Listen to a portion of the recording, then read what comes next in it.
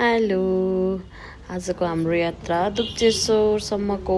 त्यसपछि म उठेर 5 बजी उठेर यसो अलिअलि नक्कल झक्कल पारेर रेडी भएँ। अनि घरको पूजाआजा त सकाएर सबैजना मलाई लिन आउनुपर्ने थियो। उहाँहरू नआइपुग्ने चिया खाइहाल्छु भने ब्ल्याक टी खाँदै उहाँहरूलाई वेट गरेर बसेँ म। अनि त्यसपछि गाडी आयो, हामी गाडीमा चढ्यौँ। छोरी म, मेरो सानीमा, ठुली आमा सबैजना मिलेर हामी लाग्यौँ दुप्चेश्वरतिर। यस्तो राम्रो भ्यू, बाटो कस्तो राम्रो, यस्तो राम्रो वेदर होइन। रमाइलो गर्दै आमा, सानीमा, ठुली आमा, दिदी बहिनी सब मिलेर त्यसपछि हामी गुर्जेको भन्ज्याङबाट अलिक तल पुगेर एउटा चिया सप, कफी सप भन्यो के भन्यो, त्यहाँ बसेर चिया खायौँ। चिया खाएर फेरि लाग्यो हाम्रो गन्तव्यतर्फ। खोलाको बाटो यस्तो राम्रो बाटो हुँदै बिचमा सानो सानो झरनाहरू, यस्तो राम्रो के। अनि पुग्यौँ हामी दुप्चेश्वर। त्यसपछि त्यहाँ हामीले किन्यौँ अलिअलि पूजाका सामग्रीहरू। अनि त्यसपछि हामी लाग्यौँ के अरे दुप्चेश्वर मन्दिर दर्शन गर्नको लागि।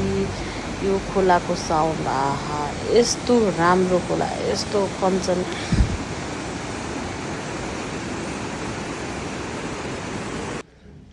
यो खोलाको साउन्डमा चाहिँ मलाई आफ्नो भोइस ओभर गर्ने मलाई आएन क्या, त्यस्तो राम्रो हो के साउन्ड, त्यस्तो आनन्द लाग्यो। त्यसपछि हामी लाइनमा बस्यौँ। लाइन त्यो पराको ठ्याक्क पराको मुनि भएर बाहिर पानी नपरे पनि त्यो लाइन बस्दाखेरि छाता ओढेरै बस्नु पर्ने क्या। पुरै पानी आनन्द, चिसो पानी, यस्तो मजाले म त पुरै भिजेरै बसेको थिएँ।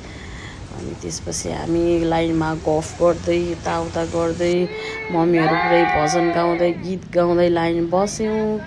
लगभग हामी 45 मिनट्स जति लाइन बस्यौँ होला। अनि त्यसपछि लाइन बसिसकेपछि लाइन चाहिँ हुने थियो, तर धेरै नै थियो, तर म्यानेजमेन्ट पनि एकदम विक थियो त्यहाँ छन चाहिँ, मलाई त्यो फिल भयो।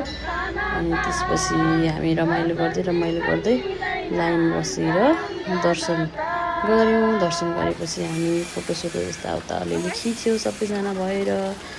अनि त्यसपछि फर्क्यौँ। हामी फर्किने बेलामा चाहिँ पानी पर्दै थियो, पुलबाट हामी फर्क्यौँ। अनि त्यसपछि फर्किएर फेरि हाम्रो गाडीमा आएर बस्यौँ सबैजना रमाइलो गर्दै। अनि हामीले चाहिँ खानेकुराहरू सबै घरबाटै बनाएर सबैजनाले एउटा बनाएर लाने भनेर खानेकुरा बनाएर लगेका थियौँ। त्यसपछि खोलाकै किनारमा खाने प्लान थियो छन चाहिँ हाम्रो, तर के भयो भने खोलाको किनारमा पानी परेर बस्नै सकिएन। अब कहाँ गएर खाने त भनेर ठ्याक्क जाँदा हामी एउटा सानो धारो पनि थियो बाटोको छेउमा